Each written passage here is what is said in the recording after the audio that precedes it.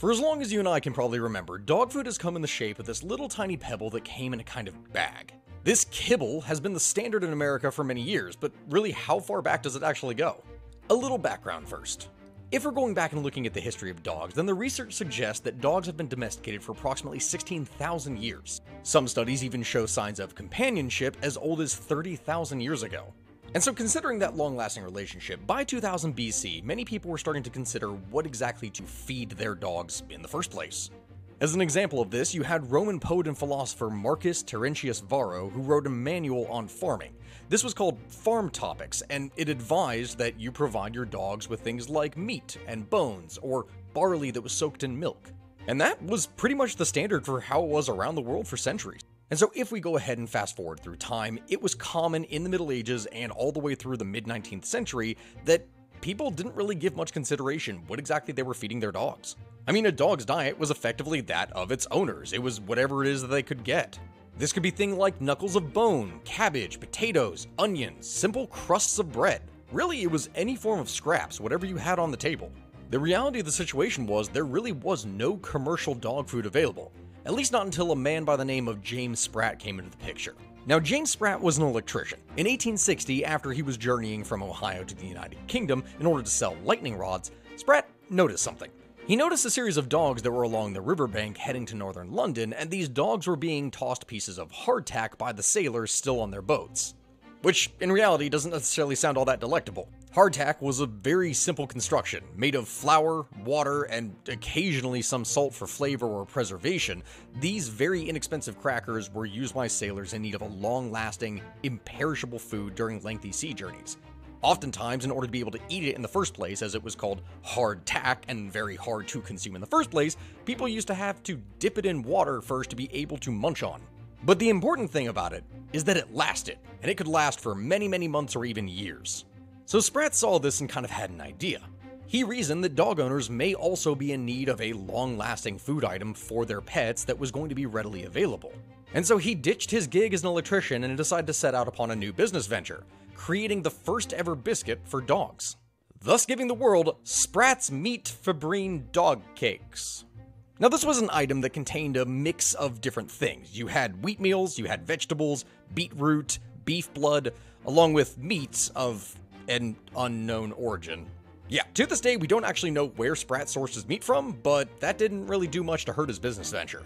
These bags of biscuits were expensive, with one 50-pound bag being the equivalent cost of an entire day's labor for a skilled laborer. And so what Spratt decided to do was instead target English gentlemen, the individuals who would have hunting hounds and potentially be able to afford his more exorbitant prices. And it actually worked. After launching the company's American operations in the 1870s, Spratt employed a rather aggressive advertising strategy. He started targeting health-conscious pet owners and dog show participants, even buying the full front cover of the first American Kennel Club journal in January of 1889.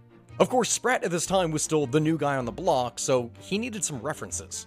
So what he decided to do was to call upon his old clientele, the old, rich English gentlemen, the ones with influence, power, and money.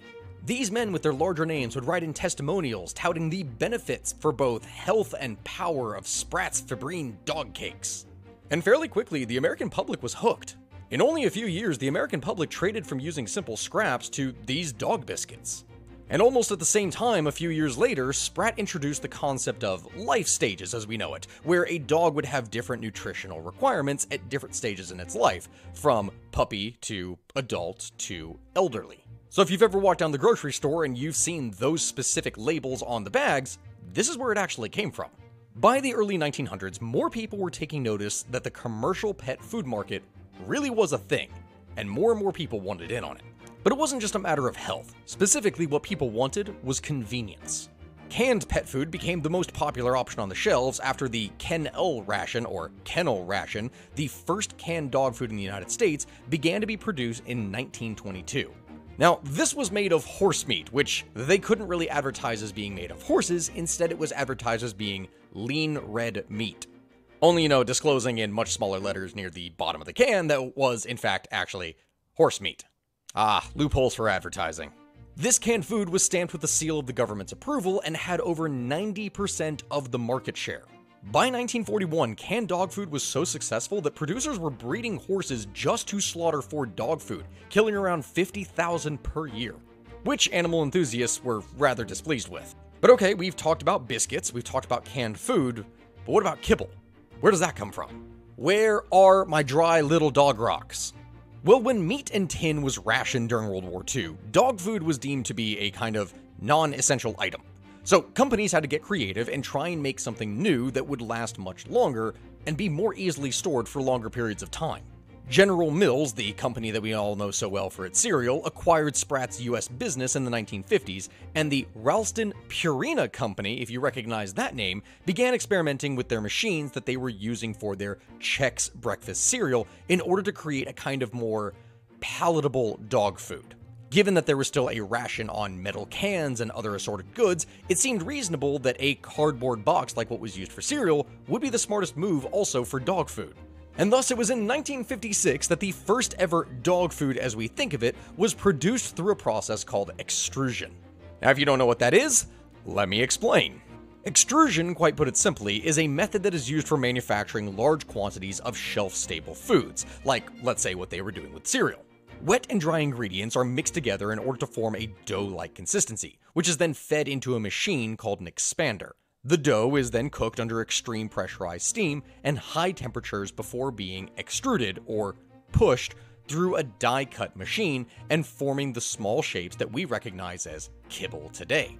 The use of extrusion for commercial kibble production gained momentum throughout the 1960s and 70s as companies were using the technology in order to create new kinds of flavors and new varieties of kibble. But while this was the new kind of food on the block, it didn't necessarily mean that it was the biggest and the best yet. For that, you need to get people's attention. And so in 1964, you had this group called the Pet Food Institute, which, if you want to read into that, essentially means lobbyists, as most things in America go. These pet food-minded individuals launched a massive series of ad campaigns in order to convince consumers that commercially prepared dog food was in fact the only option to feed their pets.